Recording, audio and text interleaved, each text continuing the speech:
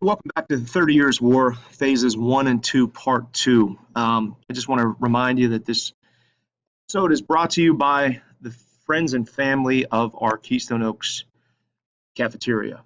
So back to where we were. So in Part 1 of the 30 Years' War, Phases 1 and 2, the Bohemian and Danish phase, I left you off with the defenestration of Prague. And yes, defenestrate means to throw out a window. And Czech Bohemian Protestants saying, forget you to Catholic Habsburg Ferdinand, and throwing his emissaries out the window, which they landed into a pile of dung. Of course, religiously speaking, Catholics were saying that that was holy crap. Get it? Holy crap. Anyway, just saying. And inviting Frederick, the Bohemians decided, hey, I'm going to invite Frederick the Palatinate to come to their aid. Now, the Palatine, or the Palatinate, was a section of the Holy Roman Empire near the Netherlands in the Rhine area that was ruled by Frederick. And, Frederick was one of the 7 electors of the Holy Roman Empire. So he was a pretty powerful person within the realm. And again, that is established, that whole, process of electing the Holy Roman Empire, or emperor, I should say, goes back to the Golden Bull 1356, which you had part of your summer reading. It should be also noted that why did the Bohemians, why did they offer to this cat? Well, Frederick's father was the founder of the Protestant Union, which had kind of taken up the opportunity to defend all of Protestantism in this part of Europe and in the Holy Roman Empire. And Frederick was also a Calvinist. But the other thing as to why, even though in Bohemia, where Hussites and Lutherans, why would they want a Calvinist? Well, because talking about political power, he was also married to the daughter of James I. So they had hoped that he would help the Bohemian stance against the Catholic Habsburgs. And maybe James I also would kick in some money and troops. So in this phase, we have the Bohemians saying, stick it to Ferdinand. Ferdinand's not going to take this. He's going to strike back. And he subsidized his forces by his Spanish relatives. He got help from his family. The alliance of the Catholic League within this particular part of Germany. So, what basically Ferdinand did was he called his nephew, King Philip IV of Spain, for assistance. Say, hey, help your old uncle out. And, so we start to see this escalate rather quickly. And had the conflict actually remained localized just in Bohemia, it may have only lasted like maybe 30 days, not 30 years. And, this particular topic in AP Euro would be a heck of a lot easier to understand. But with the support of the Spanish the Catholic League, they united and they moved into Bohemia. And basically Ferdinand and his forces, his alliance, defeated swiftly Frederick V at something called the Battle of White Mountain near Prague on November 8th, 1620. In addition to becoming Catholic, Bohemia would remain in Habsburg's hands for nearly 300 years. The Bohemians were utterly defeated near Prague at this Battle of White Mountain.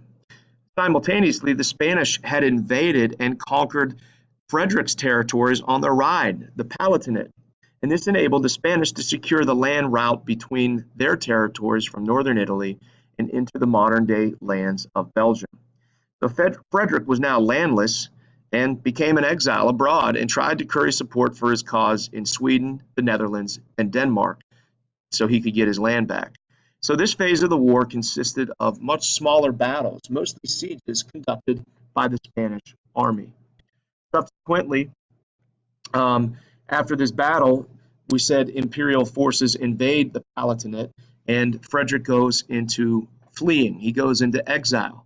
And so this is why his reign was so brief. He became known as the Winter King of Bohemia for his short time in power, and his wife will subsequently be known as the Winter Queen. Now, just to give him some props, his eldest surviving son, Charles I, became the Elector of Palatinate. He returned to power in 1648 with the end of the war. Now, I just want to make a note, because this is something that we'll cover later on in European history. His daughter, Princess Sophia, was eventually, as the Stuarts died out, and we'll learn about this with the end of the Stuarts. Right now, we're still kind of in the Tudor phase, was eventually named heiress presumptive to the British throne, and actually is the founder of the Hanoverian line of kings in England, because after the Stuarts die out, it will go to the House of Hanover, and this is Princess Sophia, and this is where we get King George's the first, second, and third, and then some of that overlaps with APUSH.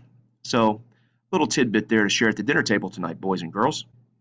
As you see on this map, the new Holy Roman Emperor Ferdinand moved into Bohemia to restore order and authority and made Bohemia Catholic. So, after the defeat, he reinforces his empire with Spanish troops. We've already kind of covered that. And Spaniards flood into the Catholic German states. And this is kind of offensive to people, not just because they're Spanish and they're outsiders and they're Catholic in some of these areas are Protestant. Most nations, including Spain, use mercenaries. Mercenaries were to feed them and clothe themselves. And sometimes they didn't get paid. And when soldiers and mercenaries didn't get paid, they fended for themselves and sometimes looted, pillaged, raped the different lands in Germany. So this is going to be another point of contention within the Holy Roman Empire. Now, this material is not on the AP exam, but I think it's kind of interesting, and I think you need to kind of familiarize yourself with how exactly wars were fought back then. And pikemen were still important infantry soldiers during the 30 Years' War, but as the war continued, the number of pikemen was reduced as the number of musketeers would grow. Basically, what's going to happen is we're going to see a military revolution during the 30 Years' War. The increase in firearms turned the pikemen into purely defensive force whose job was to protect the slow-loading musketeers from cavalry attacks. Pikemen wore a steel back and a breastplate with tassets to protect his thighs and also a helmet. So here's a happy pikeman here, and as you can see, they use these large pikes in defense, kind of like Braveheart if you watch Braveheart. Now, I mentioned musketeers, and this is basically what a musketeer looked like. As you can kind of see, it's not a tripod, but it's a thing for him to aim. These things were highly inaccurate, but they could launch a volley and proved pretty effective in certain battles. So they used matchlocks gun, and they required a lighted fuse called a match to fire them. All right, and as you can see in this one, musketeers usually wore a floppy hat and puffed breeches. They carried the ammunition, bullet bag, powder flask, all those things on them. In the right hand, he held his musket with a fuse, which was lit at both ends. And then he also carried a rest on which to place the barrel, as I showed you in the last particular slide. The musketeers fired one rank at a time and went to the rear and countermarched to reload. So they'd fire a volley here, boom, and they'd go back. And it took so long to reload. But that was how they worked it in particular battles during the 30 Years' War. Artillery was also used during this war, and we mentioned the use of the nobility the use of centralized monarchs in obtaining gunpowder and using artillery to attack the nobles in their fortresses or their castles. Well, this is going to be used in the 30 Years' War as well. Very slow to load, and mostly they fired solid iron bombs or balls that did not explode. It was more like bowling. They launched these things into the rank and file and took them out. And once a gun was in place during a battle, it was fired from the same place. They were so heavy and so bulky that they couldn't move these things. They weren't maneuverable at all. And the match to fire the gun was held at the end of a forked pole called a linstock. So here's a linstock here. So we get into the Danish phase, 1625 to 1629. As we said, Ferdinand was elected as the Holy Roman Emperor. He confiscates lands of the Bohemian nobility who would join Frederick's cause, and a bunch of Catholic soldiers and Jesuits stream into Bohemia to reconvert the Protestants. So, they can't rest here. So what they're going to do is the Protestant cause is going to be up by a guy named Christian, the King of Denmark. All right. And again, it's important to note that it's been 7 years now since the war began, and the Danish involvement began when Christian, who was a Lutheran, and also the Duke of Holstein, which was within the Holy Roman Empire, helped Lutheran rulers of the neighboring Lower Saxony by leading an army against the imperial forces there led by Spain, the Habsburgs, as well as Ferdinand.